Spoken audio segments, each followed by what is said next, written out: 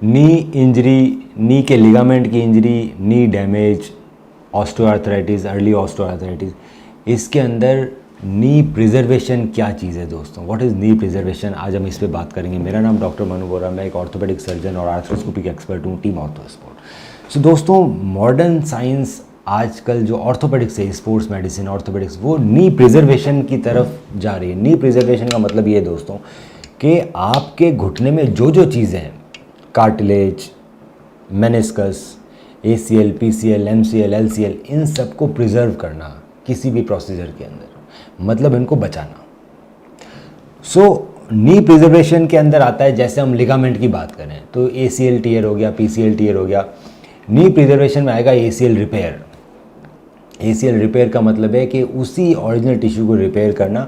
Reconstruction का मतलब है नया ACL बनाना हैमस्ट्रिंग टेंडन से।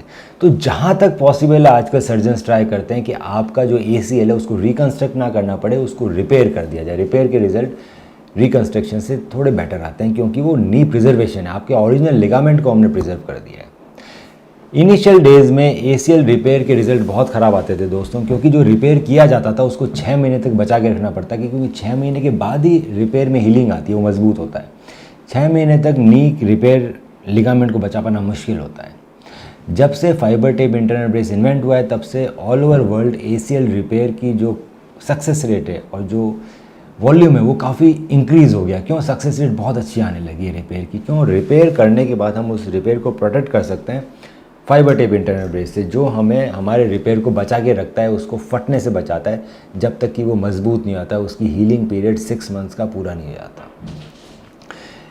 हम ACL रिपेयर तब कर सकते हैं दोस्तों, या तो आपका ACL फीमोरल एंड से टूटा हो, या आपका ACL टीबिया का स्पाइन का एवल्जन करके आया हो, और आप हमारे पास जल्दी आ गए हैं। सो टाइम फ्रेम भी बड़ा इंपॉर्टेंट है। जो पेशेंट बहुत लेट आते हैं उनमें रिपेयर का जो चांसेस हैं वो बहुत कम हो जाते हैं। सो ACL रिपेयर अगर पॉसिबल है तो हमेशा ACL रिपेयर करना चाहिए, क्योंकि उसमें आपकी नर्व एंडिंग्स, ओरिजिनल टिश्यू में जो नर्व एंडिंग होती है वो प्रिजर्व हो जाती है। ओरिजिनल टिश्यू काफ़ी स्ट्रांग होता है और उसके रिजल्ट काफ़ी अच्छे आते हैं, क्योंकि वो आपका नेटिव ACL है, वो नया नहीं बना हुआ है।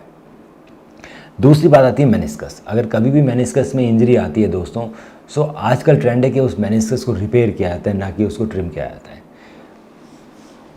जिस तरह का मेनिस्कस टीयर है उस तरीके से उसमें रिपेयर सूचर्स लगते हैं, उस तरीके उसमें इम्प्लांट्स लगते हैं। सो एडवांस इम्प्लांट्स आते हैं, ऑल इनसाइड मेनिस्कस रिपेयर्स होता है। मेनिस्कस रिपेयर्स हम टेप से करते हैं। टेप नॉन ट्रोमेटिक होती है। टेप को लगाने के लिए जोन नेविगेटर जैसे एडवांस इंस्ट्रूमेंटेशन होते हैं, जो बड़े प्रिसाइज तरीके से आपके मेनिस्कस को रिपेयर कर देते हैं। अब अगर आपके कार्टिलेज में डैमेज है तो इसके अंदर भी नी प्रिजर्वेशन किया जाता है, कार्टिलेज को वापस रीग्रो किया जाता है। सो कार्टिलेज डैमेज के लिए कॉन्ड्रोफिलर लिक्विड हम प्रोसीजर कर सकते हैं, जिसमें हम डिफेक्ट के अंदर कॉन्ड्रोफिलर डालते हैं, जो एक कोलेजन मैट्रिक्स बनाता है और कार्टिलेज रीग्रोथ होते हैं। हम उसमें बोन मैरो कॉन्सेंट्रेट लिक्विड डाल सकते हैं फिब्रिन ग्लू के साथ, जो कार्टिलेज सेल्स में कन्वर्ट हो जाते हैं। हम उसमें ग्राफ्टनेट कर सकते हैं। ग्राफ्टनेट का मतलब है दूसरी जगह से कार्टिलेज निकाल के छोटे छोटे पीसेस को फिब्रिन ग्लू और प्लेटलेट रिच प्लाज्मा के साथ मिला के डिफेक्ट में डाला जाता है। हम इसमें कार्टिलेज ऑटोलोगस इम्प्लांटेशन कर सकते हैं, मतलब कार्टिलेज रीग्रोथ कर सकते हैं। कार्टिलेज सेल्स को लैब में भेज के रीग्रो करा के दोबारा मंगवा के वो इंजेक्ट कर सकते हैं। हम इसमें ओट्स प्रोसीजर कर सकते हैं, जहाँ कार्टिलेज का कम यूज़ है वहाँ से कार्टिलेज और बोन प्लग निकाल के जहाँ ज़्यादा यूजेबल है, जो डैमेज हो चुका है, उस एरिया में हम ट्रांसप्लांट करते हैं। सो बहुत सारी चीज़ें हैं जो कि नी प्रिजर्वेशन में यूज़ की जाती है, कार्टिलेज डैमेज को ठीक करने के लिए, लिगामेंट रिपेयर के लिए और मेनिस्कस रिपेयर के लिए। सो दोस्तों, बहुत ज़रूरी है कि ये जो नी है इसमें सारे स्ट्रक्चर्स का कोई ना कोई इम्पोर्टेंस है और इसको प्रिजर्व करना ज़रूरी है।